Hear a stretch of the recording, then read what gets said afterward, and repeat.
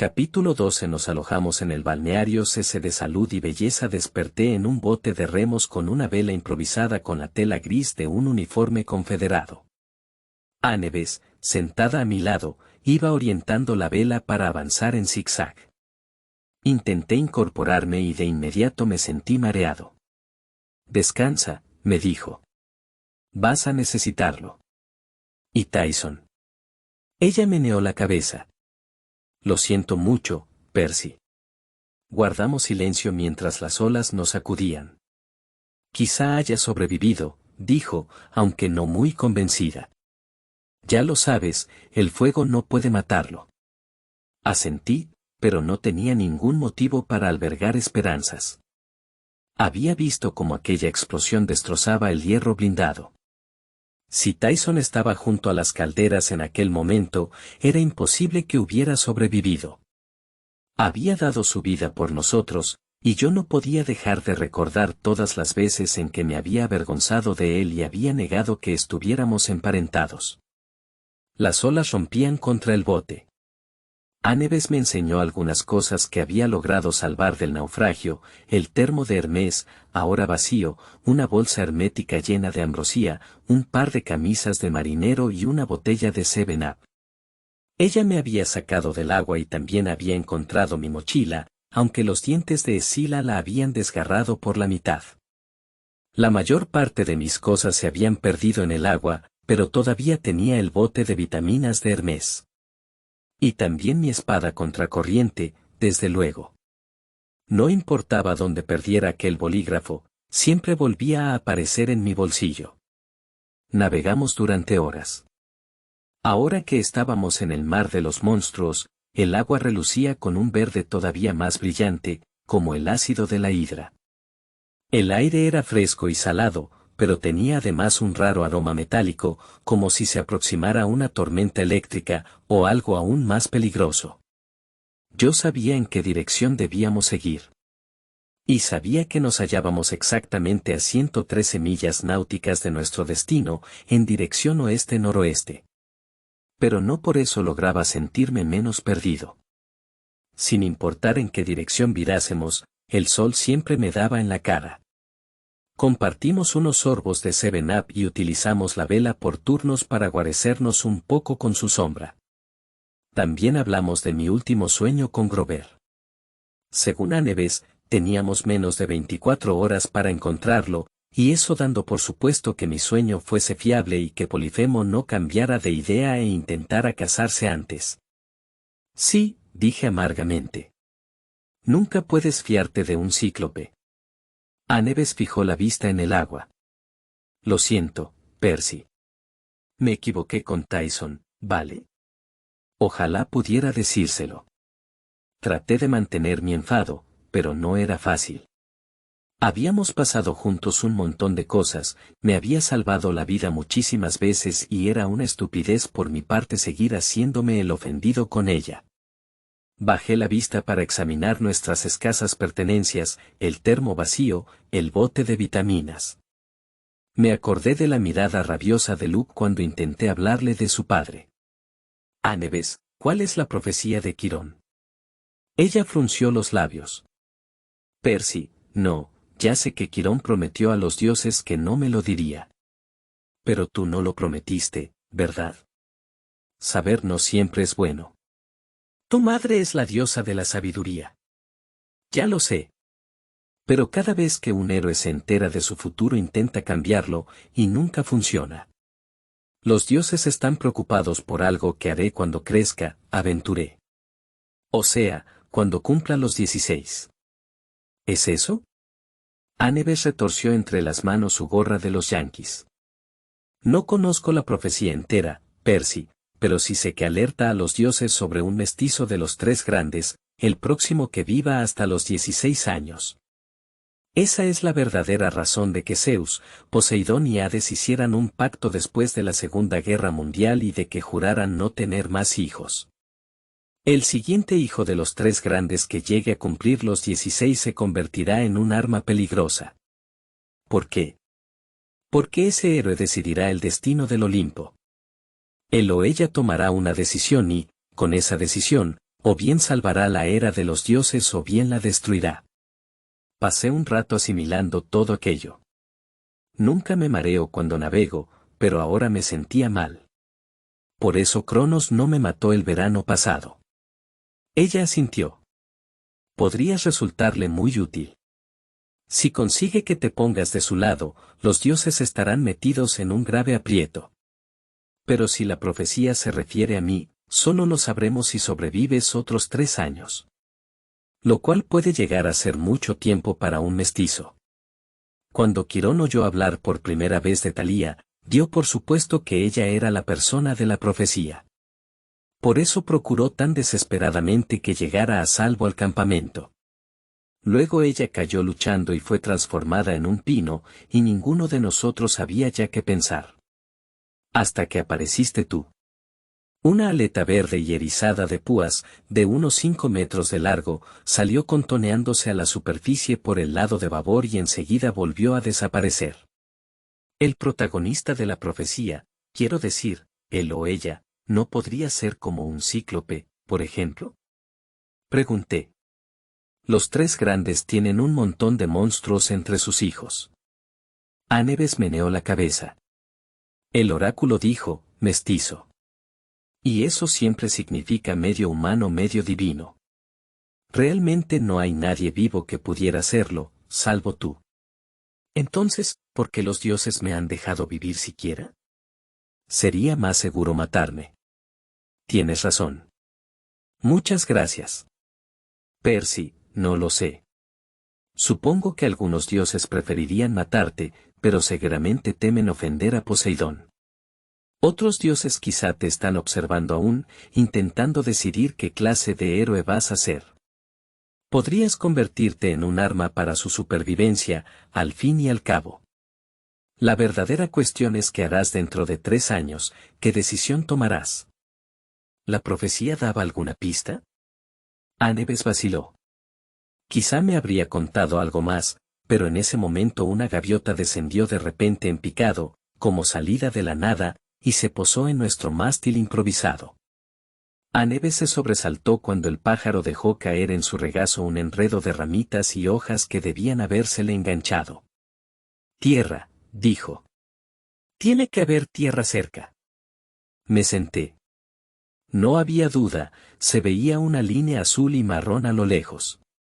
Un minuto más tarde se divisaba una isla con una montañita en el centro, con un deslumbrante conjunto de edificios blancos, una playa salpicada de palmeras y un puerto que reunía un surtido bastante extraño de barcos.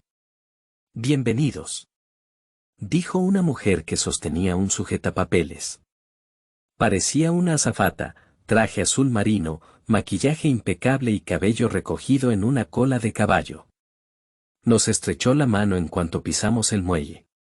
Por la deslumbrante sonrisa que nos dedicó, uno habría creído que acabábamos de descender del Princesa Andrómeda, no de un bote de remos bastante maltrecho.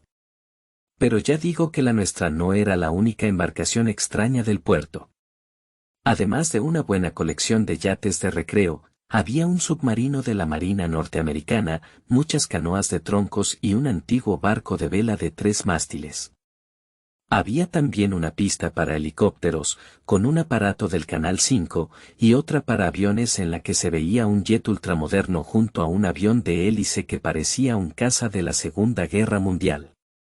Quizá eran réplicas para que las visitaran los turistas, o algo así. ¿Es la primera vez que nos visitan?, preguntó la mujer del sujetapapeles. Anebes y yo nos miramos. Dijo Anebes. Primera visita al balneario, dijo la mujer mientras lo anotaba. Veamos. Nos miró de arriba abajo con aire crítico. Para empezar, una mascarilla corporal de hierbas para la dama. Y desde luego un tratamiento completo para el caballero. ¿Qué? Dije. Ella estaba demasiado ocupada tomando notas para responder. Perfecto, dijo con una animada sonrisa. Estoy segura de que se querrá hablar con ustedes personalmente antes del banquete hawaiano. Por aquí, por favor. Ese era el problema, que Aneves y yo ya nos habíamos acostumbrado a que nos tendieran trampas. Y normalmente esas trampas tenían al principio buen aspecto. O sea que ya me esperaba que la mujer con el sujetapapeles de repente se convirtiera en una serpiente, un demonio o algo así. Pero, por otro lado, llevábamos casi todo el día flotando en un bote de remos.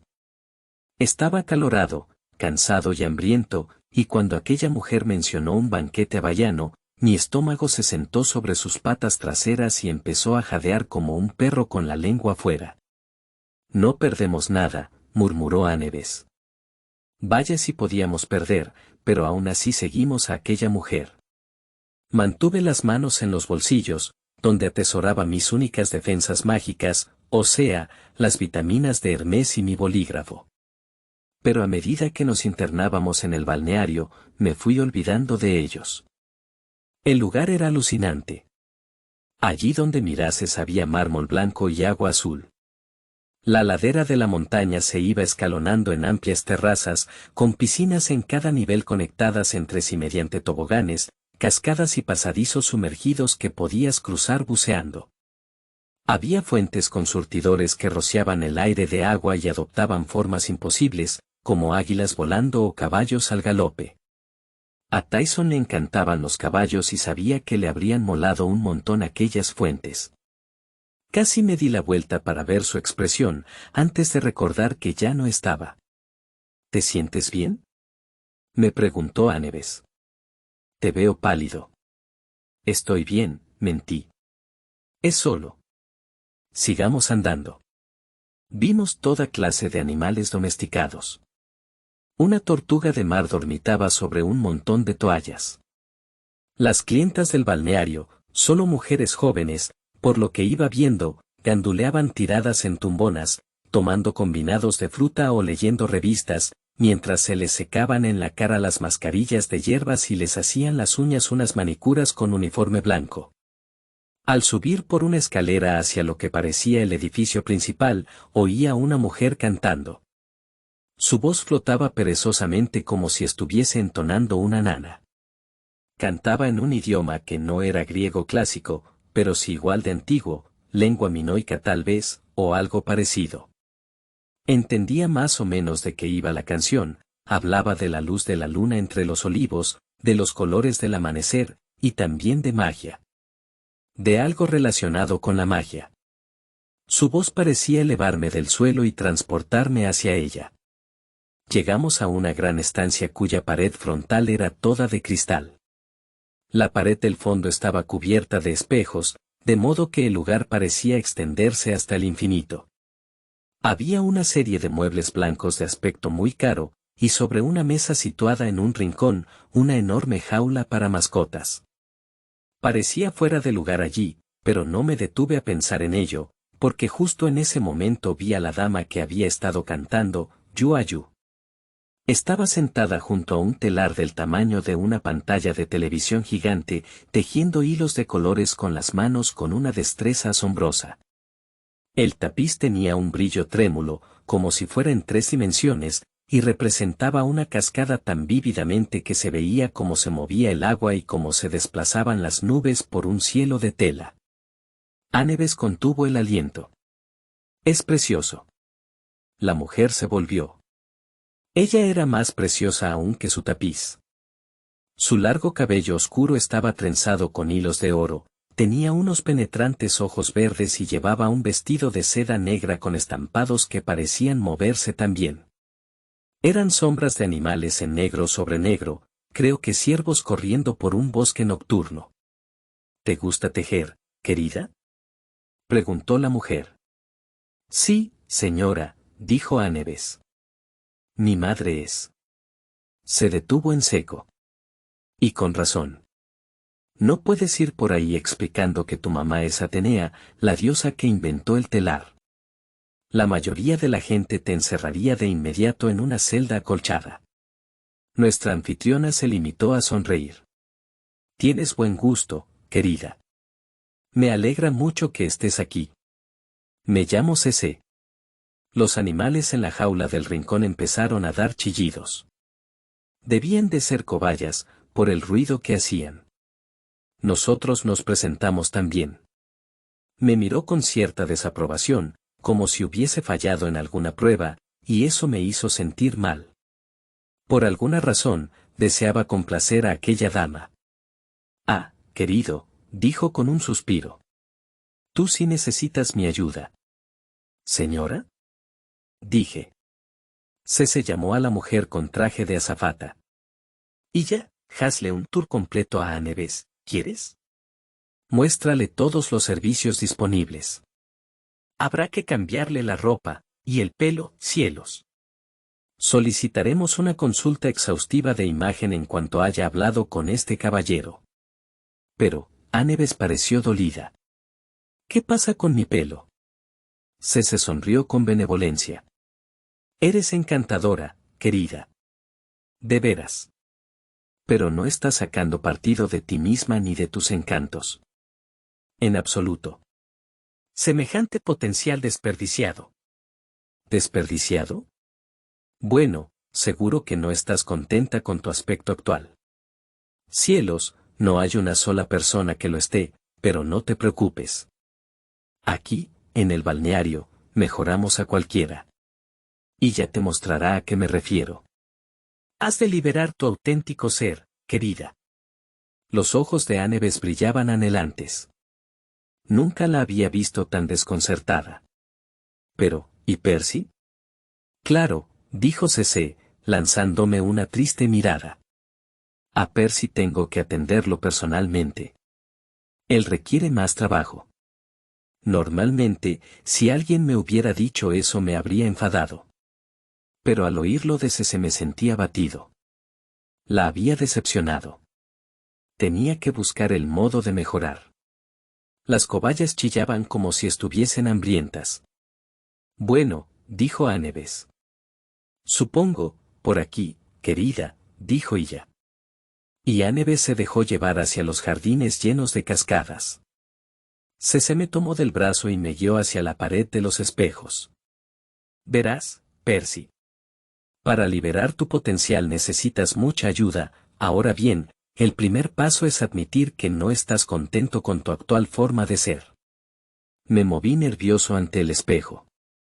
No soportaba tener que pensar en mi aspecto, por ejemplo, en el primer grano que me había salido en la nariz a principios de curso, o en mis dos incisivos, que no estaban nivelados a la perfección, o en mi pelo, que nunca permanecía en su sitio y tenía tendencia a dispararse hacia cualquier lado.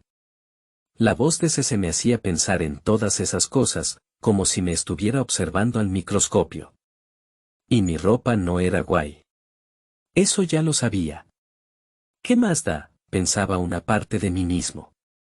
Pero allí de pie, frente al espejo de CC, resultaba difícil ver en mí algo positivo. Bueno, dijo CC en tono de consuelo. ¿Qué te parece si probamos esto? Chasqueó los dedos y sobre el espejo se desplegó una cortina azul celeste. Tenía un brillo tembloroso, como el tapiz del telar. ¿Qué ves?, preguntó. Miré el paño azul, sin saber a qué se refería. No sé. Entonces hubo un cambio de colores. Me vi a mí mismo en una especie de reflejo, pero no era un reflejo. Temblando en medio de aquel paño se veía una versión super guay de Percy Jackson, con ropa adecuada y una sonrisa de confianza. Los dientes perfectamente alineados, ni un solo grano, un bronceado ideal, más atlético, quizá 3 o 4 centímetros más alto. Era yo, pero sin ningún defecto. You are you. Logré decir. ¿Te gusta así?, preguntó CC. ¿O probamos un tipo diferente? No, así está bien. Esto es increíble. De veras puede. Puedo ofrecerte un tratamiento completo, me aseguró CC. ¿Cuál es el truco? ¿Tengo que seguir una dieta especial? Oh, es muy fácil. Mucha fruta fresca, un programa ligero de ejercicios y, desde luego, esto. Se acercó al mueble bar y llenó un vaso de agua. Luego abrió un paquete de algo efervescente y vertió en el vaso un polvo rojo. La mezcla adquirió un resplandor momentáneo. Cuando se desvaneció, la bebida tenía el aspecto de un batido de fresa. Uno de estos equivale a una comida completa, dijo CC. Te garantizo que verás los resultados de inmediato. ¿Cómo es posible? Ella se echó a reír. ¿Para qué hacer preguntas? Quiero decir, ¿no deseas convertirte sin más en tu yo perfecto? No lograba acallar una sensación de sospecha. ¿Por qué no hay chicos en este balneario? Ah, pero si los hay, me aseguró. Los conocerás muy pronto. Tú prueba el combinado y verás. Miré el paño azul y aquel reflejo mío que no era yo. Mira, Percy, me reprendió CC, la parte más difícil del proceso es dejar de querer controlarlo todo. Tienes que decidirte, ¿te vas a fiar de tu criterio sobre cómo debería ser, o te vas a fiar del mío? Tenía la garganta seca. Me oí decir, del suyo. Ella sonrió y me tendió el vaso. Y yo me lo llevé a los labios. Tenía el sabor que era de esperar por su aspecto, como un batido de fresa. Casi de inmediato, una cálida sensación me inundó las tripas, una sensación placentera, al principio, luego dolorosa y ardiente, abrasadora, como si el combinado estuviera a punto de hervir en mi interior. Me doblé y dejé caer el vaso. ¿Qué ocurre? No te preocupes, Percy, dijo CC. El dolor pasará. Mira. Tal como te he prometido. Resultados inmediatos. Algo había ido mal, espantosamente mal. Cayó la cortina y vi en el espejo cómo se me arrugaban y retorcían las manos y me crecían unas uñas largas y delicadas, y me brotaba pelo por toda la cara, bajo la camisa y en los rincones más changos. Sentía los dientes demasiado pesados, mi ropa se agrandaba por momentos, o quizá era ese la que estaba creciendo demasiado. No, yo estaba encogiendo. Y súbitamente, me encontré sumido en una caverna de tela oscura. Me había quedado enterrado bajo mi propia camisa. Traté de correr, pero me agarraron unas manos tan grandes como mi propio cuerpo. Intenté pedir ayuda a gritos, pero lo único que salía de mi boca era, Araití, Araití, Araití. Aquellas manos gigantes me estrujaban por la mitad y me izaban en el aire. Yo forcejeaba y daba golpes con piernas y brazos, que ahora tenían un aspecto muy achaparrado. Y de repente, me encontré mirando con horror la cara enorme de CC, perfecto. Retumbó su voz. Me retorcí alarmado, pero ella se limitó a apretarme más por el vientre, también cubierto de pelo. ¿Lo ves, Percy? Ahora has liberado tu verdadero ser. Me sostuvo ante el espejo y lo que vi me hizo aullar de puro terror. Araití, Araití, Araití. Allí estaba CC, hermosa y sonriente, sosteniendo a una criatura peluda con dientes de conejo, con uñas diminutas y un pelaje blanco y naranja. Si yo me retorcía, el bicho peludo se retorcía también en el espejo. Yo era, una cobaya, dijo CC, también llamada, cerdito de Guinea. Adorable, ¿verdad? Los hombres son unos cerdos, Percy. Yo solía convertirlos en cerdos de verdad, pero olían mal, ocupaban demasiado espacio y daban mucho trabajo.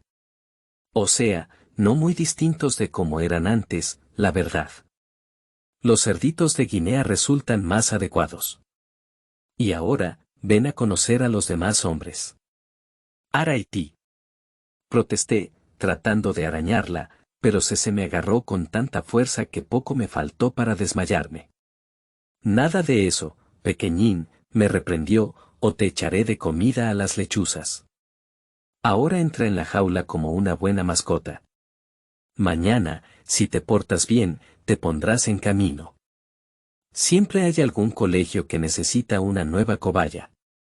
Mi mente se movía a tanta velocidad como mi corazón diminuto.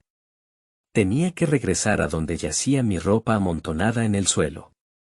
Si pudiera llegar allí, sacaría a contracorriente del bolsillo ¿y qué? No podría destapar el bolígrafo. E incluso si pudiese, no sería capaz de sostener la espada. Me retorcía totalmente imposibilitado, mientras ese me llevaba a la jaula de las cobayas y abría la puerta. Te presento mis problemas de disciplina, Percy, dijo en tono de advertencia. Nunca llegarán a ser buenas mascotas en un colegio, pero quizá te sirvan para aprender modales.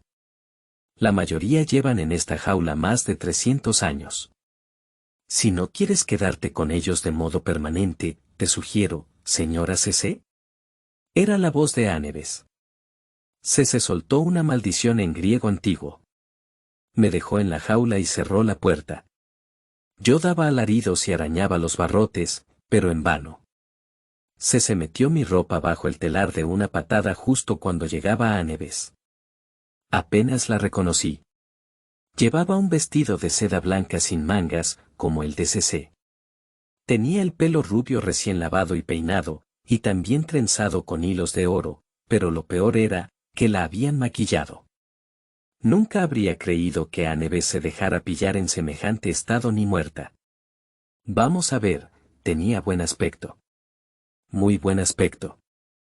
Se me habrían atragantado las palabras seguramente, en caso de que hubiera sido capaz de decir otra cosa que Araití, Araití. Pero, por otra parte, había en su aspecto algo del todo equivocado. Aquella no era Annebeth, sencillamente. Ella miró alrededor y frunció el ceño. ¿Dónde está, Percy? Yo me desgañitaba gritando, pero ella no parecía oírme. Se sonrió. Le están aplicando uno de nuestros tratamientos, querida. No te preocupes. Estás preciosa. ¿Qué te ha parecido el tour? Los ojos de Annebeth se iluminaron. Su biblioteca es impresionante. Sí, desde luego. Todo el conocimiento de los 3 últimos milenios. Cualquier cosa que quieras estudiar, o cualquier cosa que desees ser, querida. Arquitecto, por ejemplo. ¡Puac! Exclamó CC. Tú, querida, tienes madera de hechicera, como yo. Annebeth dio un paso atrás. ¿Hechicera? Sí, querida, se alzó la mano y una llama surgió de su palma y bailó por la punta de sus dedos. Mi madre es Hécate, la diosa de la magia. Reconozco a una hija de Atenea en cuanto la veo. Tú y yo no somos tan diferentes, las dos buscamos el conocimiento, las dos admiramos la grandeza y ninguna necesita permanecer a la sombra de los hombres. No acabo de comprender. Grité una vez más con todas mis fuerzas, tratando de llamar la atención de Annebeth, pero ella no podía oírme o no creía que aquellos ruidos tuvieran importancia. Mientras tanto, las demás cobayas habían ido saliendo de sus cubículos para echarme un vistazo. No sabía que las cobayas pudieran tener un aspecto tan chungo, pero aquellas me demostraron que sí. Había media docena, y todas tenían el pelaje sucio, los dientes roídos y los ojos enrojecidos. Estaban cubiertas de virutas y olían como si realmente llevaran allí 300 años sin que nadie limpiara la jaula. Quédate conmigo, le decía CC a Annebeth. Estudia conmigo. Puedes unirte a nuestro equipo, convertirte en hechicera, aprender a dominar la voluntad de los demás. Te volverás inmortal. Pero, eres demasiado inteligente, querida. Demasiado para confiar en ese estúpido campamento para héroes. Dime, ¿cuántas grandes heroínas mestizas serías capaz de enumerar? Bueno. Atalanta, Amelia Earhart, va. Son los hombres los que se llevan siempre toda la gloria, apretó el puño y extinguió aquella llama mágica. El único camino que les queda a las mujeres para adquirir poder es la hechicería. Medea y Calipso son ahora muy poderosas. Y yo, desde luego. La más grande de todas. Usted, CC es Circe. Sí, querida. Annebeth retrocedió y Circe se echó a reír. No temas. No voy a hacerte ningún daño. ¿Qué le ha hecho a Percy? Solo ayudarlo a encontrar su auténtica forma. Annebeth escudriñó la estancia. Finalmente, reparó en la jaula y me vio arañando con desesperación los barrotes, rodeado de cobayas. Abrió unos ojos como platos. «Olvídalo», dijo Circe. «Únete a mí y aprende los caminos de la hechicería. Pero, tu amigo estará bien atendido. Será enviado a tierra firme, a un nuevo hogar maravilloso. Los niños del jardín de infancia lo adorarán. Y tú, entre tanto, te harás más sabia y más poderosa, tendrás todo lo que siempre has deseado». Anebe seguía mirándome, pero con una expresión soñadora. La misma que yo debía de tener cuando Circe me había embelesado para que bebiera aquel batido maléfico. Chillé y arañé con todas mis fuerzas, tratando de sacar a Anebes de su ensueño, pero me sentía del todo impotente. «Déjeme pensarlo», murmuró Anebes. «Solo un minuto, a solas. Para despedirme». «Claro que sí, querida», susurró Circe. «Un minuto». «Ah, y para que dispongas de completa intimidad», hizo un ademán con la mano y descendieron de golpe unas barras de hierro sobre las ventanas. Luego se deslizó fuera y cerró la puerta con llave. La expresión embelesada de Anebes se desvaneció en el acto. Se acercó corriendo a la jaula. «Bueno, ¿cuál eres?». Me puse a chillar, pero lo mismo hicieron las demás cobayas. Anebes parecía desesperada, escudriñó la estancia con la mirada y divisó las perneras de mis tejanos asomando bajo el telar. «Sí». Corrió hacia allí y hurgó en mis bolsillos. Pero, en lugar de sacar a contracorriente, encontró el bote de vitaminas de Hermes y empezó a forcejear con el tapón. Yo quería gritarle que no era momento de tomar vitaminas. Tenía que sacar la espada. Se metió en la boca un limón masticable justo cuando se abría la puerta de golpe y entraba Circe de nuevo, acompañada por 2 azafatas. «Bueno», suspiró, «qué rápido pasa un minuto». «¿Cuál es tu respuesta, querida?». «Esta», dijo Anebes y sacó su cuchillo de bronce. La hechicera dio un paso atrás, pero enseguida se recobró. Sonrió con desdén. «¿De veras, pequeña? ¿Un cuchillo contra toda mi magia? ¿Te parece sensato?». Circe se volvió hacia sus ayudantes, que sonrieron.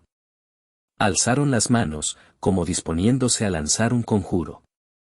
«Corre», habría querido decirle a Anebes, pero lo único que lograba emitir eran ruiditos de roedor. Las demás cobayas chillaban y se escabullían hacia los rincones. Yo también sentía el mismo pánico y el impulso de correr a esconderme, pero tenía que pensar en algo. No podría soportarlo si perdía a Anebes como había perdido a Tyson. ¿Cuál sería la forma adecuada para Anebes?, dijo Circe con aire pensativo. «Una cosa pequeña y malhumorada, ya sé, una musaraña». De sus dedos surgieron espirales de fuego azul, que se retorcieron como serpientes alrededor de Anebes. La miré paralizado de horror, pero no sucedió nada. Anebes seguía siendo Anebes, solo que ahora más furiosa. Dio un salto y le puso a Circe la punta del cuchillo en el cuello. «¿Y por qué no convertirme en una pantera? Una que te ponga las zarpas en el cuello». «Como demonios», aulló Circe. Anebes alzó el bote de vitaminas para que lo viese la hechicera. Circe dio un alarido de frustración. «Maldito sea Hermes y sus vitaminas. No son más que una moda pasajera. No te aportan ningún beneficio. Devuélvele a Percy su forma humana», dijo Anebes. «No puedo. Tú lo has querido». Las ayudantes de Circe dieron un paso adelante, pero su jefa las detuvo. «Atrás. Es inmune a la magia mientras dure el efecto de esa maldita vitamina». Anebes arrastró a Circe hasta nuestra jaula, le arrancó el techo y vertió en su interior el resto de las vitaminas. «No», gritó Circe. Yo fui el primero en atrapar una grajea, y todas las demás cobayas salieron corriendo de sus escondrijos para probar aquella nueva comida. Me bastó un bocadito para sentir un ardor por dentro. Seguí royendo y, de pronto, la vitamina dejó de parecerme enorme, la jaula empezó a achicarse y ¡bam! La jaula explotó y me encontré sentado en el suelo, otra vez con mi forma humana, también con mi ropa puesta, gracias a los dioses, rodeado de 6 tipos que parpadeaban con aire desorientado mientras se sacudían las virutas del pelo. «No», gritó Circe. «Tú no lo entiendes. Estos son los peores». Uno de ellos se puso en pie, era un tipo enorme con una barba negra, larga y enredada, y con los dientes negros también. Vestía de un modo bastante incongruente, con ropa de lana y cuero, botas altas y un sombrero de ala flexible. Los otros vestían de modo más sencillo, con calzones y camisas blancas llenas de manchas. Todos iban descalzos. «Arg», bramó aquel tipo. «¿Qué me ha hecho esta bruja?» «No», gimió Circe. Anebes ahogó un grito. «Te conozco. ¿No eres Edward Teach, el hijo de Ares?» «Sí, muchacha», gruñó él. «Aunque todos me llaman Barba Negra. Y esa es la hechicera que nos capturó. Vamos a cortarla en pedazos y luego me zamparé una buena ensalada de apio». «Arg». Circe echó a gritar y salió corriendo con sus ayudantes, perseguida por los piratas. Anebes envainó su cuchillo y me miró. «Gracias», dije con voz temblorosa. «Lo siento mucho». Antes de que se me ocurriese algún modo de excusarme por haber sido tan idiota, ella se acercó y me dio un abrazo. Luego se separó de mí con la misma rapidez. «Me alegro de que no seas una cobaya». Yo también.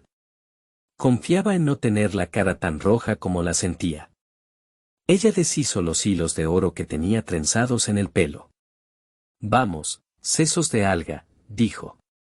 «Tenemos que largarnos mientras Circe esté distraída». Corrimos colina abajo, atravesando terrazas y dejando atrás a los empleados del balneario, que gritaban desesperados mientras los piratas se entregaban al saqueo. Los hombres de Barba Negra rompían las antorchas dispuestas para el banquete hawaiano, arrojaban a la piscina los emplastos de hierbas y derribaban las mesas. Casi me sentí mal por dejar sueltos a aquellos piratas tan revoltosos, pero también pensé que después de 300 años encerrados se merecían algo más entretenido que la rueda para cobayas de la jaula. «¿Qué barco?», preguntó Anebes cuando llegamos al muelle. Miré con desesperación en todas direcciones. No podíamos tomar otra vez el bote de remos. Teníamos que abandonar la isla de inmediato. ¿Pero qué nos convenía más? ¿Un submarino? ¿Un avión de combate? Bueno, tampoco es que supiera pilotar esa clase de cacharros. Entonces lo vi. «Allí», dije. Anebes parpadeó. «Pero, podría hacerlo funcionar». «¿Cómo?». No podía explicárselo, pero de algún modo sabía que un viejo barco de vela era la apuesta más segura. Tomé a Anebes de la mano y la arrastré hacia la embarcación de 3 mástiles. En la proa lucía el nombre que solo más tarde descifraría, Vengador de la Reina Ana. «Arg», aulló Barba Negra a lo lejos. «Esos sinvergüenzas están abordando mi buque. Detenedlos, muchachos. No lograremos salir a tiempo», gritó Anebes mientras nos encaramábamos a bordo.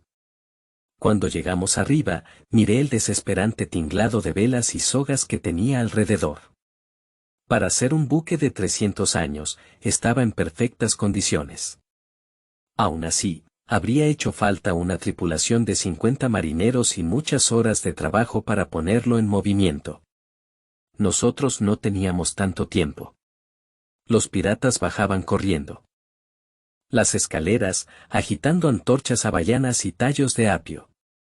Cerré los ojos y me concentré en las olas que chapoteaban contra el casco, en las corrientes del mar, en los vientos que me rodeaban. Y de pronto me vino a la mente la palabra adecuada: «palo de mesana». Grité. Anebes me miró como si me hubiese vuelto loco, pero en un segundo el aire se llenó de un silbido de sogas que se tensaban, ruido de velas que se desplegaban y crujido de poleas. Anebes se agachó justo para esquivar un cable que pasó por encima de su cabeza y fue a arrollarse en el bauprés. «Percy, ¿cómo?».